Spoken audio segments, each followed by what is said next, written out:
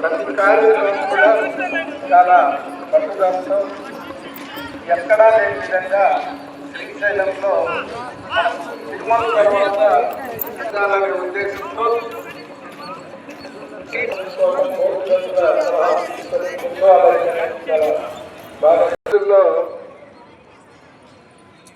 పోటీ కూడా మామూలుగా అందరూ ఈజీగా తీసుకోవాలి. ఫస్ట్ ప్రైజ్ వచ్చిన వాళ్ళు గొప్ప, లేకపోతే ప్రైజ్ రాని వాళ్ళు తక్కువని కాదు. వాళ్ళ ప్రతిభ వెలికి తీసేదానికే ఈ పోటీలు జరపడం జరుగుతుంది.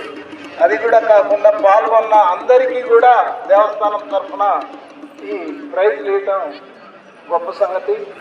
ఇంకా వచ్చే సంవత్సరం సార్ చెప్పినట్టుగా నంది మండపం వరకు ముందుగా అనౌన్స్ చేసి వచ్చిన యాత్రికులు కూడా దీంట్లో పాల్గొనేలాగా ఉండాలని, ఈ శ్రీశైలం దేవస్థానం అభివృద్ధి బాగా జరగాలని, ఆ భ్రమరాంబ మల్లికార్జున స్వామి వాళ్ళ ఆశీస్సులు అందరికీ ఉండి అందరూ సుఖంగా ఉండాలని నూతన సంక్రాంతి శుభాకాంక్షలు తెలిసి సెలవు తీసుకుంటాం.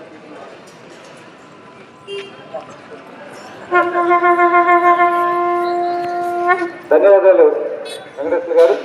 ఒక్కసారి వారిని ప్రకటించవలసిందిగా విజేతలను ప్రకటించండి. మిగిలినటువంటి పాల్గొన్న వారందరినీ కూడా ప్రకటించండి.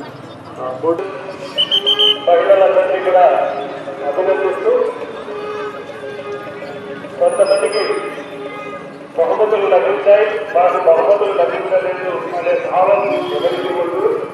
ఎందుకంటే అందరికీ కూడా భ్రమరాంబాదేవి వేషవస్త్రం అన్నీ కూడా ఈ మకర సంక్రాంతి పుణ్యగుడాగా అందుకుని ఉండడం అనేది ఆ పార్వతీ పరమేశ్వరుల యొక్క ఆశీస్సులు అందరికీ సమానంగానే లభించాయి.